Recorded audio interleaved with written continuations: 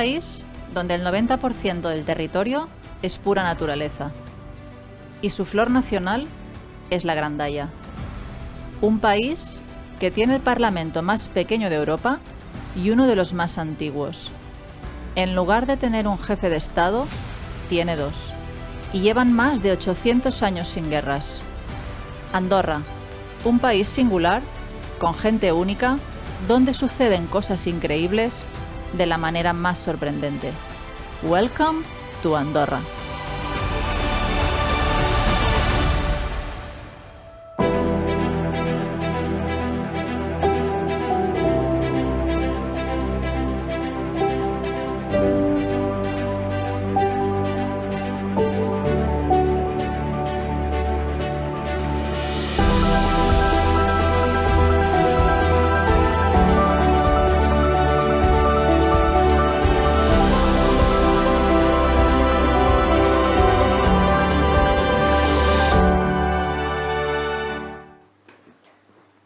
Sonia, bienvenida.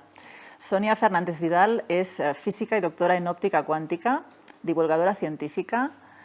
Has colaborado con el CERN y con el Laboratorio de los Álamos de Estados Unidos y en el 2017 fuiste seleccionada por Forbes como una de las 100 personas más creativas del mundo. Has escrito diferentes libros, La puerta de los tres cerrojos, Desayuno con partículas, Quantic Love y El universo en tus manos. Yo no diré que me he leído tus libros para la entrevista porque ya me los leí el año pasado, soy fan tuya, como bien sabes, y estamos encantados de que estés aquí hoy con nosotros. ¿En qué momento te empiezan a brillar los ojos con la ciencia, Sonia?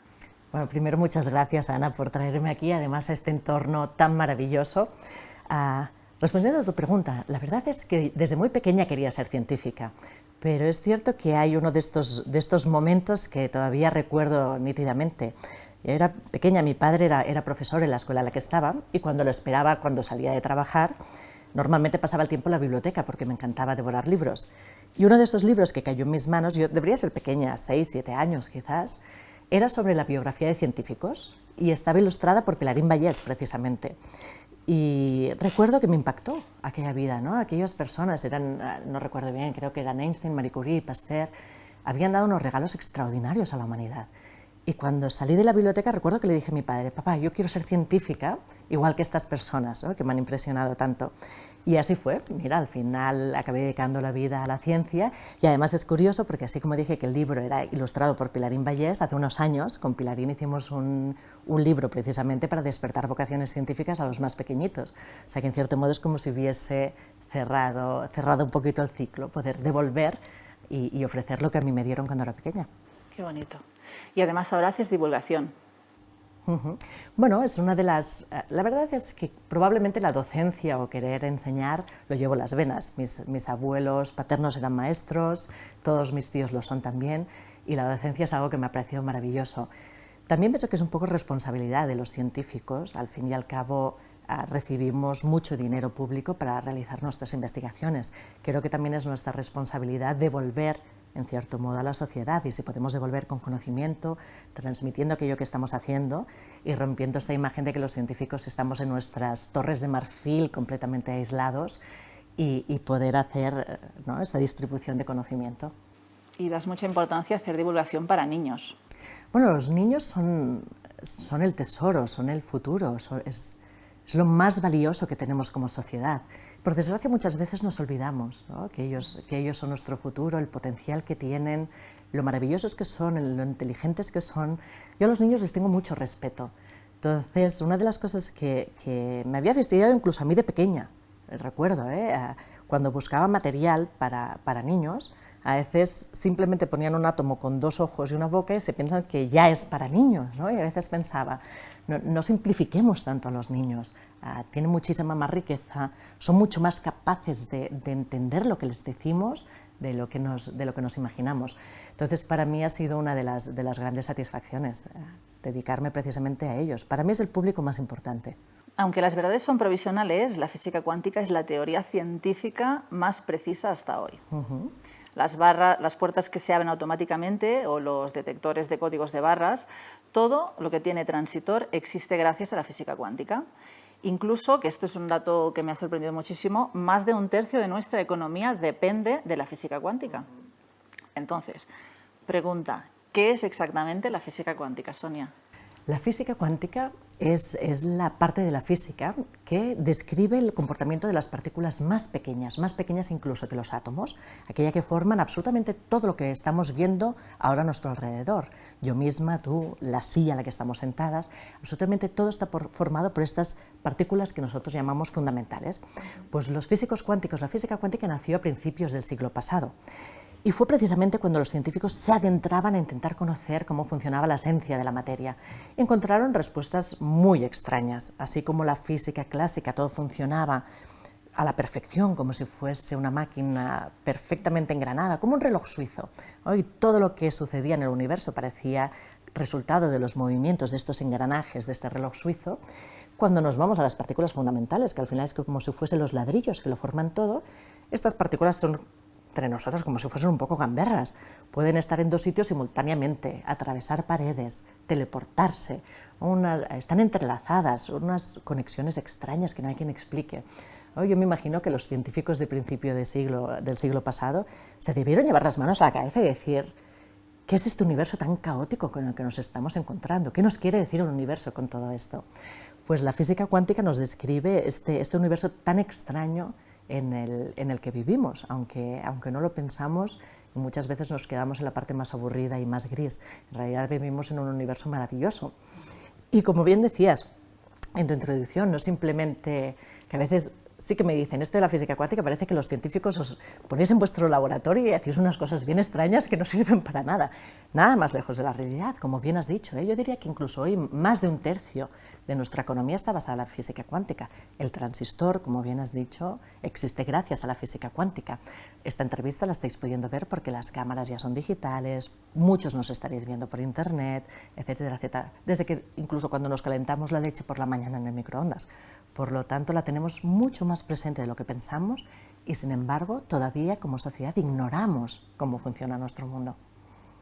Y hay una cosa que no acabo de entender, que seguro que me puedes explicar muy bien, y es la teoría del campo unificado.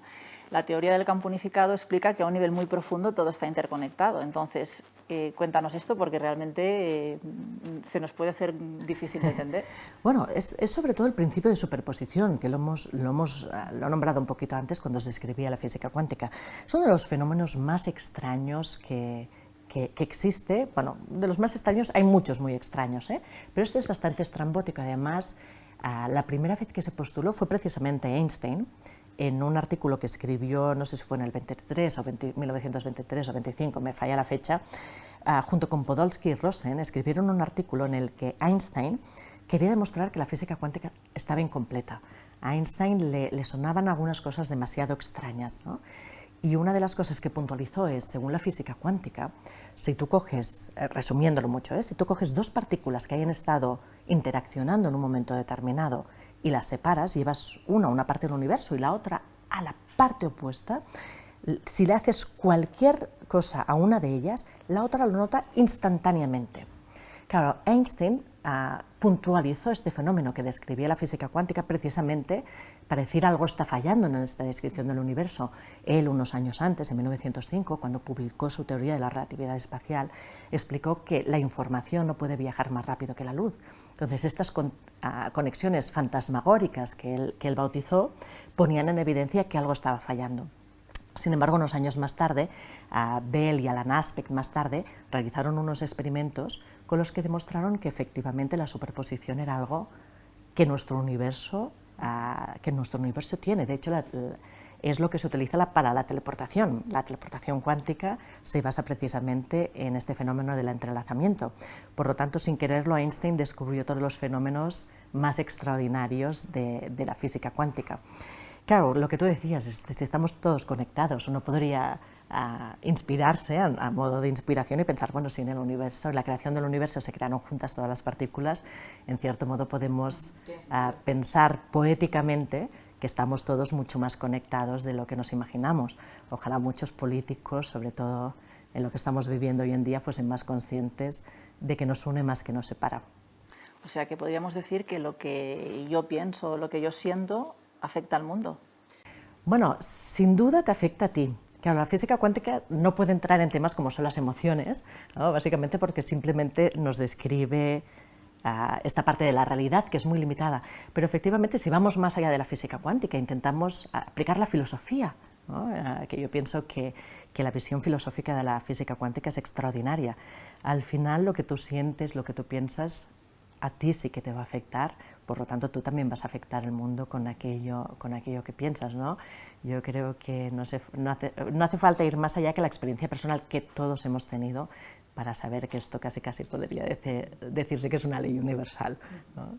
O sea que ahora que hablabas de filosofía, podríamos decir que en algún momento hemos hablado tú y yo anteriormente de filosofía, que obviamente hay una interconexión importantísima con la ciencia. ¿Qué relación podríamos decir que hay entre la física cuántica y la caverna de Platón? Bueno, para mí es precisamente, mira, si tuviese que escoger una línea de pensamiento filosófico para describir la física cuántica, precisamente escogería la platónica, así como la mecánica clásica, ¿no? Mucho más determinista, para mí sería la de Demócrito. La física cuántica para mí se parece mucho más a la visión de Platón, cuando nombres el mito de la caverna, ¿no? Es cuando, bueno, lo describimos brevemente para poner en contexto. Imaginaos que, decía Platón, que cogemos a unos ciudadanos y desde nacimiento los ponemos en una caverna y simplemente puedan ver las sombras de los objetos reales proyectados en esta caverna. Para ellos la realidad sería un mundo de 2 dimensiones, ¿no? Sería absolutamente todo lo que han visto, ¿no? Cuán relevante sería para ellos poder salir de la caverna y ver los objetos en 3 dimensiones por primera vez. Yo pienso que una de las cosas que hemos descubierto con la física, sobre todo con este cambio de paradigma, con la física cuántica, es que así como los físicos clásicos creían que estaban describiendo el universo tal como era, ¿no? Que tenían las ecuaciones que describían las reglas del cosmos, al fin y al cabo con la física cuántica nos damos cuenta que básicamente lo que tenemos son unas pocas ecuaciones que nos describen las sombras de cómo funciona el universo. Yo creo que por primera vez somos conscientes de lo limitados que estamos a la hora de poder describir este universo tan maravilloso en el que vivimos. Sonia, ahora que estabas hablando de dimensiones, ¿por qué nosotros solo percibimos 4 dimensiones si hay 11? ¿Y por qué nuestro cerebro solo es consciente de 2000 bits de información si procesamos ni más ni menos que 11 millones de bits por segundo? Bueno, eso probablemente lo respondería mejor un neurólogo que yo, pero bueno, el hecho de que vivamos con 11 dimensiones es una de la teoría de cuerdas, que es, antes cuando hablabas de la teoría de unificación, esta era otra posible respuesta, que es la y además que los científicos, disculpa, decís que es muy bonita, con lo cual tiene que ser cierta, ¿no? Bueno, la teoría de cuerdas le llamamos teoría, pero todavía es una hipótesis, porque todavía no se ha podido ni validar ni invalidar, no se han podido hacer experimentos que nos demuestren si es certera o si tiene algún tipo de error. Pero sí que es cierto que se llama la teoría elegante muchas veces porque matemáticamente es elegante. Y la belleza dentro de las matemáticas es algo que muchos científicos nombran y en más de una ocasión. Y es que es cierto, a veces cuando estás desarrollando una teoría científica matemática, a veces paras en un momento determinado porque dices, esta ecuación es hermosa, es bella, ¿no? Por lo tanto, a veces lo asociamos a la verdad, ¿no? Quizás es una idea muy platónica, otra vez volvemos a la filosofía. Pues la teoría de cuerdas es una teoría matemáticamente muy elegante y lo que postula es que dentro de esas partículas fundamentales, si nos vamos a energías mucho más mayores, por lo tanto dimensiones mucho más pequeñas, postula que el universo básicamente está formado por pequeñas cuerdas vibrantes. Dependiendo de cómo vibren estas cuerdas, resulta una partícula u otra partícula fundamental que forman todo el universo. De hecho, viene a ser como cuando tocamos el violín, ¿no? Dependiendo de dónde pones el dedo, consigues extraer una nota u otra. Del mismo modo, en esta sinfonía cósmica, dependiendo de cómo vibran estas cuerdas, pues van surgiendo las partículas fundamentales que generan nuestro universo. Esta teoría tan hermosa precisa de más de las 4 dimensiones que conocemos o percibimos nosotros como seres humanos. Como bien has dicho, necesita de 11 dimensiones, ¿no? Por lo tanto, no deja de ser un poco exótica, pero bueno, cada vez hay más partidarios, sobre todo los científicos jóvenes, lo cual quiere decir que tiene bastante futuro, en apostar por esta posible existencia de diferentes dimensiones, incluso que pueda dar puertas a multiversos. No las percibimos, pero no es lo único que no percibimos. De hecho, nuestra experiencia como seres humanos está limitada a lo que nuestros sentidos pueden percibir, al fin y al cabo porque nos es útil a nivel evolutivo para sobrevivir en el entorno que tenemos. Pero incluso no somos capaces de ver estos fenómenos cuánticos tan extraños de las partículas fundamentales porque como seres humanos no lo necesitamos para sobrevivir, no necesitamos ver con nuestros propios ojos el comportamiento tan extraño de un electrón. Bueno, es más práctico poder ver a nivel prehistórico el comportamiento de los leones cuando se acercaban, ¿no? Y con eso teníamos suficiente. Supongo que por eso no tenemos esta intuición de qué sucede en estas dimensiones extraordinarias, ¿no? tan pequeñas o a velocidades cercanas a la de la luz. Por eso nos es tan antiintuitivo, ¿no? Porque básicamente no lo hemos necesitado para nuestra propia supervivencia. Pero creo que ahora que ya estamos un poco más allá de intentar sobrevivir, ¿no? Sí que es bueno que nos planteemos como ejercicio mental, ¿no? El que vivimos en un universo que tiene mucho más que aquello que percibimos, ¿no? Que hay mucha más hermosura, que pueden haber incluso 11 dimensiones. Todo esto no sirve simplemente para hacer elucubraciones mentales, sino que pienso que nos saca un poco de esta esclerosis mental a la que nos vemos sometidos demasiado frecuentemente en nuestro día a día. Yo creo que la ciencia, en este caso la ciencia moderna, aporta filosofía, hace que te cuestiones la realidad, hace que te hagas unas preguntas que yo creo que como seres humanos, sobre todo como comentábamos, en los momentos que estamos viviendo es como si nuestras almas pidiesen más. Yo pienso que la filosofía y el conocimiento pueden nutrirnos y darnos muchas veces, ofrecernos un camino para saciar esas ansias, probablemente de lo que nos están distrayendo constantemente. Tantas distracciones tenemos que acostumbramos a profundizar poco, a poder tomarnos un tiempo. Y esto creo que son valores que la ciencia puede aportar, no solo a los científicos, sino a toda la sociedad. Sonia, el 99,9% de nosotros y de todo está vacío. Entonces, esto quiere decir que nunca nada llega a tocarse. Bueno, efectivamente, ¿ves? Esta es otra de las cosas tan antiintuitivas, pero maravillosas también que tiene la física cuántica. Y es que antes que hablábamos de las partículas fundamentales, que es lo que explica este campo del conocimiento, básicamente todos sabemos que estamos formados de átomos. Átomo en griego significa último indivisible, pero sabemos hoy en día que los átomos no son últimos indivisibles, sino que tienen los electrones orbitando alrededor del protón y el neutrón que están en el núcleo. Pero más adentro están los quarks, que forman estos protones y neutrones. Sin embargo, si os pidiese, intentarlo en casa ahora mismo, que dibujaseis un átomo, seguramente dibujaríais algo que cabe en una servilleta. Pero esas dimensiones no están ni mucho menos a escala. De hecho, imaginaros que aquí tuviésemos ahora una máquina de hacer grandes cosas. Imaginaos que consigo que el núcleo de un átomo tenga el tamaño de una pelota de ping-pong. Todos habéis jugado a ping-pong, os lo podéis imaginar, ¿eh? Pues hacemos el núcleo atómico tan grande como una pelota de ping-pong. Los electrones, que normalmente dibujáis tan cerca, en realidad serían más pequeños que la punta de una aguja, de un alfiler, y imaginaos, si pongo esta pelota de ping-pong en el centro del campo del Barça, del Camp Nou, está esa pelotita pequeñita, los electrones estos, que son tan pequeños como la punta de un alfiler, estarían dando vueltas por la última de las gradas del Camp Nou. Imaginaros las dimensiones de las que estamos hablando, y este error conceptual que tenemos todos metidos en la cabeza. Pues como bien decías, todo el resto, lo que serían las gradas, el césped, las porterías, sería espacio completamente vacío. Bien has dicho, el átomo en realidad está 99,999% completamente vacío. Si yo ahora consiguiese hacer una fuerza infinita, imaginaos que consigo juntar todos los quarks y los electrones, quitando este espacio vacío de toda la humanidad, todas las personas que estamos sobre la Tierra. Si juntásemos los quarks y los electrones y quitásemos el espacio que hay entre medio, todos nosotros cabríamos en un solo terrón de azúcar. Es decir, imaginaros el espacio vacío que hay absolutamente en todo. Estas butacas en las que estamos sentadas tan cómodamente, en realidad están completamente vacías.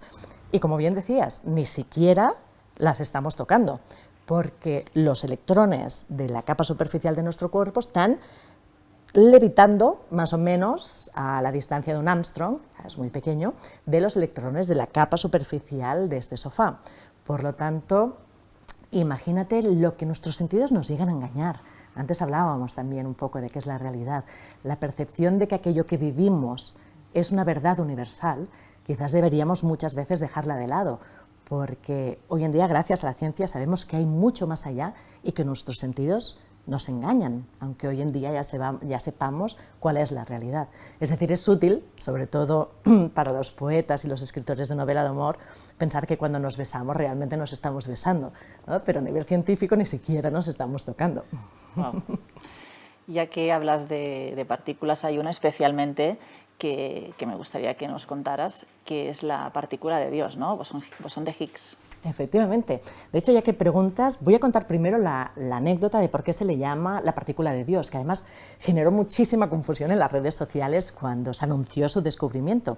Y fue precisamente porque Leo Lederman, que fue un premio Nobel, escribió un libro precioso cuyo subtítulo era Si el universo es la respuesta, ¿cuál es la pregunta? Que me pareció hermosísimo ese subtítulo. Y él había querido titular el libro The Goddamn Particle, la partícula maldita, hablando del bosón de Higgs. Partícula maldita porque desde los 60 que se postulaba la existencia del bosón de Higgs y no se había conseguido encontrar. Pero su editor de mesa dijo, yo creo que esto no vende bien. En vez de The Goddamn Particle, vamos a llamarle The God Particle, ¿no? La partícula de Dios. Y a partir de ahí quedó este apodo para el bosón de Higgs, que yo creo que ese editor, la verdad es que tenía mucho sentido comercial, porque ha sido un apodo que ha hecho muchas portadas de periódicos. Pero bueno, la partícula de Dios en realidad no tiene ninguna relación a priori con Dios, sino que lo que consigue es explicarnos por qué. Es una de las preguntas que, aunque parece muy básica y muy fundamental, los físicos no teníamos respuestas hasta hace muy poco. Y es por qué algunas partículas, como los electrones, tienen masa y otras partículas, como los fotones, la partícula de luz, no tienen masa. Eso no lo teníamos, no estaba contemplado. Y Higgs y sus colaboradores en los años 60 idearon un mecanismo de campo también, de teoría cuántica de campos, en la que describían que existía un campo de Higgs que otorgaba la propiedad de masa a las partículas. Por ejemplo, seguro que ahora que llega el calor, seguro que todos habéis intentado alguna vez en la piscina pequeña andar en medio del agua de la piscina pequeña y ¿verdad que cuesta muchísimo? ¿No? Es como si la piscina incrementase vuestra masa. Pues del mismo modo este campo de Higgs con los electrones o los muones, que todavía son más pesados, sería exactamente lo mismo, se mueven de esta manera tan pesada y al pasar por este campo de Higgs, por esta piscina de campo de Higgs, van adquiriendo esa propiedad de masa. Sin embargo, los fotones, las partículas de luz, son como pececitos que pasan por la piscina casi sin percibirlo y no adquieren esa propiedad de masa. Y toda teoría cuántica de campos dice que un campo tiene asociada una partícula. Lo que se descubrió en el CERN, donde está el LHC, que es el Gran Colisionador de Hadrones, precisamente fue esta partícula, que es la que nos demuestra que este campo de Higgs existía. Fue un poquito como encontrar la piedra angular de todo el mapa que teníamos en el modelo estándar, en el modelo actual de física de partículas, para poder cuadrarlo absolutamente todo. Bueno, todo menos la fuerza de la gravedad. Esa ya es para otra pregunta. Ya que nos hablabas del CERN, cuéntanos qué se hace en el CERN. Mira, el CERN es el Centro Europeo de Investigación Nuclear. El CERN se fundó en Suiza, precisamente por ser territorio neutro después de la Segunda Guerra Mundial. Muchos de los científicos europeos migraban para Estados Unidos. Para detener esa migración o esa fuga de cerebros, se construyó el CERN con el objetivo de estudiar la física de partículas, de estudiar precisamente el origen de nuestro universo. Yo siempre pienso en el CERN o su joya de la corona, que ahora es el LHC, el Gran Colisionador de Hadrones, que es este acelerador de 27 kilómetros de circunferencia que está a unos 100 metros bajo tierra.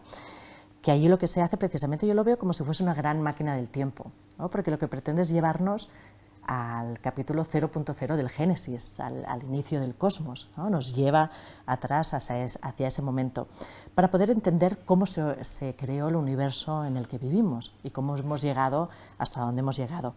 En este gran acelerador se aceleran protones, las partículas que forman los núcleos, a velocidades cercanas a las de la luz, en dos haces contrapropagantes y se hacen colisionar.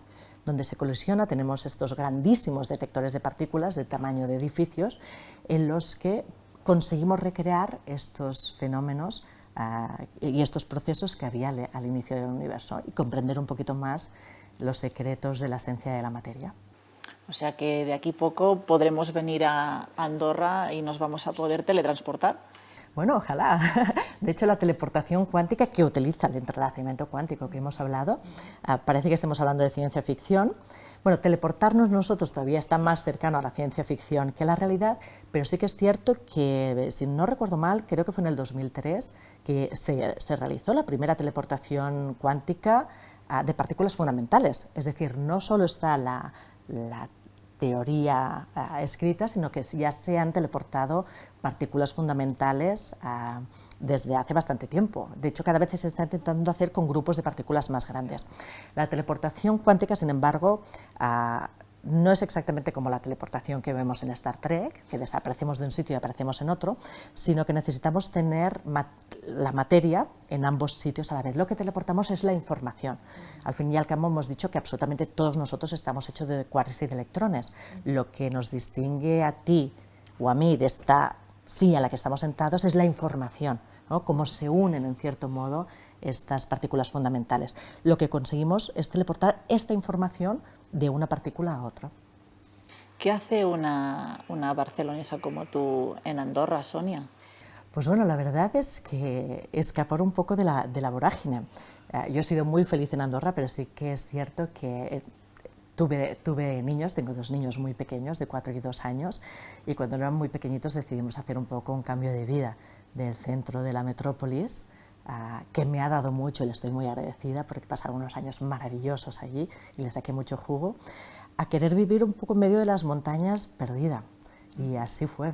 Marchamos con los niños, sobre todo por los niños. Yo pienso que es un momento extraordinario en el que pueden crecer conectados con la naturaleza, con el deporte que está muy arraigado a la cultura de este país, y para poder desarrollarles en un ambiente para mí un poco más real, ¿no? Que es lo que estamos perdiendo muchas veces en nuestras grandes ciudades y de lo que estamos alejando demasiado, por desgracia, a los niños.